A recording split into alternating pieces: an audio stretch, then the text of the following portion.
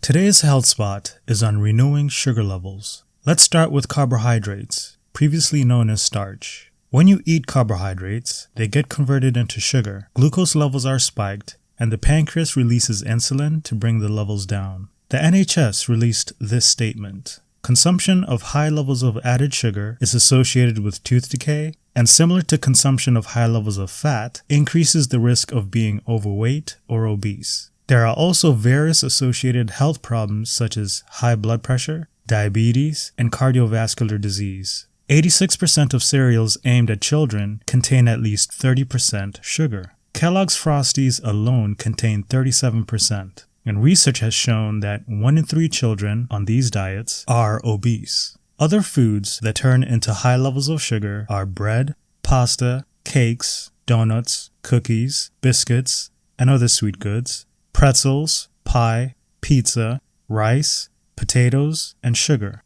Once these foods are broken down into glucose, they go to the liver and then sent to the cell. There are 3 places where glucose is stored: the cell, glycogen stores, and fat. When the liver cannot send any more glucose to the cells, the excess is stored as fat. The 2 hormones responsible for balancing your glucose are insulin and glucagon. Insulin lowers sugar levels, while glucagon raises them when they are too low. When foods that raise glucose levels are eaten often, cells develop insulin resistance. Resistance is built because there is an inadequate balance between exercise and nutrition. Foods that raise glucose levels fast are amylopectin A, and hydrolyzed wheat falls in that category. Amylopectin B foods are what most diabetics are told to avoid, such as bananas and potatoes. Amylopectin C foods are the best because they give a steady rise and drop of glucose, and that is what the body needs. Amylopectin C foods are vegetables, legumes, and nuts. The recommended amount of nuts per meal is 8 to 10. Peanuts are not recommended because they form mold fast and is usually invisible to the naked eye.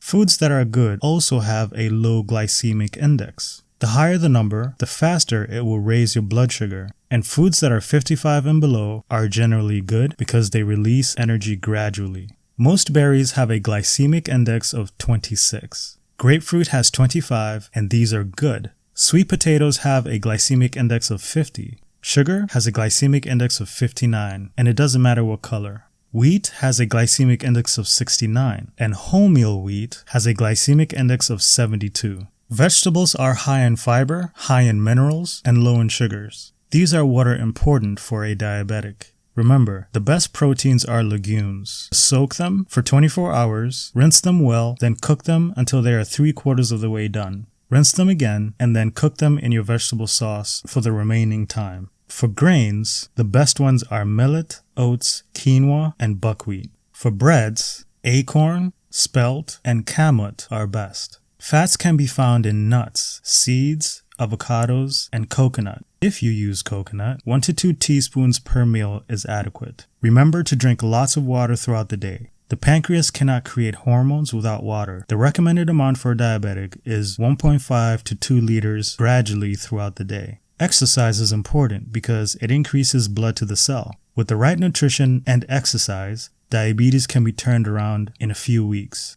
High-intensity exercise changes the way the cell responds. Glycogen is only released during high-intensity exercise and can revive a dead or non-functioning pancreas.